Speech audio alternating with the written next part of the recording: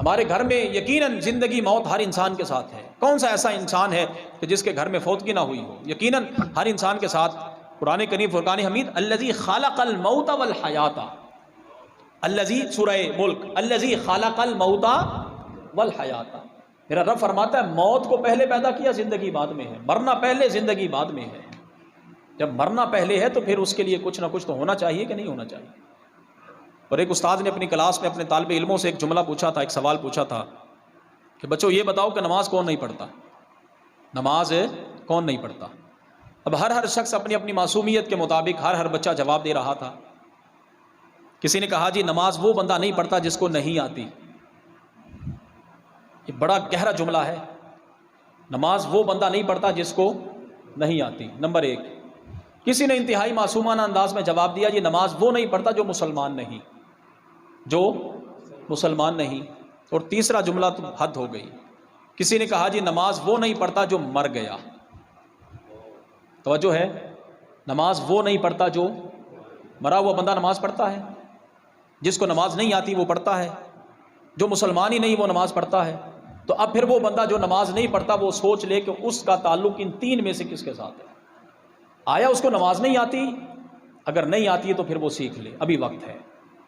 آیا اس کا تعلق اسلام سے نہیں؟ اگر اسلام سے نہیں تو پھر ابھی بھی موقع ہے، اسلام قبول کر لے. اور تیسرا تعلق وہ پھر مر چکا ہے، اس کا ضمیر مر گیا، ظاہراً چلنا پھرنا کو زندگی نہیں. ہمارے پاس رمضان المبارک کا یہ آخری جمعہ، کتنے حضرات ایسے، میں بار بار یہ جملہ عرض کیا کرتا ہوں، کتنے حضرات ایسے جو پچھلے سال رمضان المبارک کے ان مقدس ساعتوں میں ہمارے ساتھ تھے لیکن زندگی نے وفا نہیں کی، دنیا سے جا چکے ہیں. اللہ تعالیٰ ان کے بھی درجات بلند فرمائے.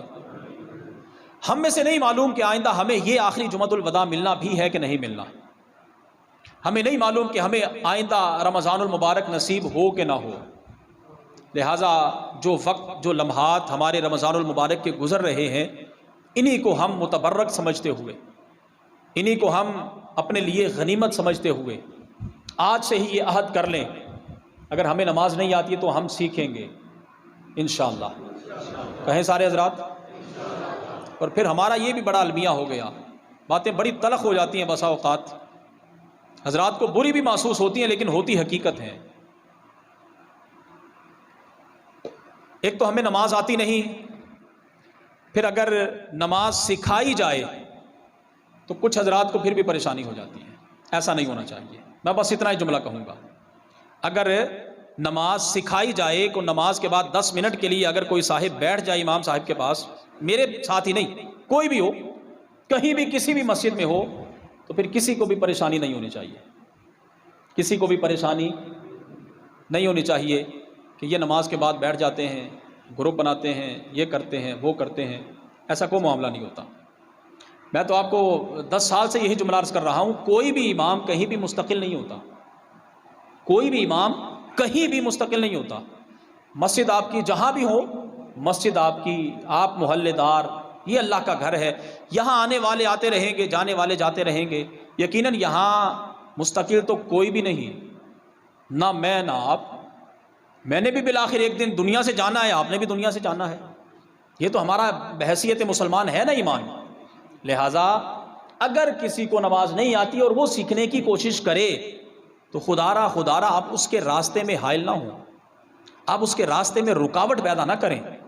اور پھر اگر آپ کے سامنے کوئی بھی شخص کسی سے بھی کوئی مسئلہ پوچھ لیتا ہے، کسی عالم سے مسئلہ پوچھ لیتا ہے اور وہ بزرگ ہو گیا ہے اور آپ کو اس مسئلے کا علم ہو، تو خدا کے لیے کبھی بھی باہر جا کے یہ نہ کہیں کہ 70 سال کا ہو گیا اس کو ابھی تک مسئلے کا ہی نہیں پتا. یہ آپ کی ذمہ داری ہے پردہ داری رکھنا، پردہ داری کرنا.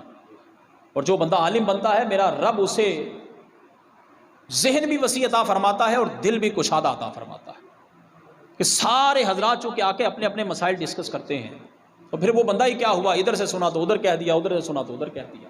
لہذا میں آپ کو بارے دیگر دعوت فکر دیتا ہوں، جس کو نماز نہیں آتی وہ سیکھے، جس کو نماز نہیں آتی وہ سیکھے. الحمدللہ یہی ایک صورت ہو سکتی ہے، اس کے علاوہ باقی تو ہم زندہ بھی ہیں الحمدللہ، ہم مسلمان بھی ہیں، اللہ کا فضل ہے.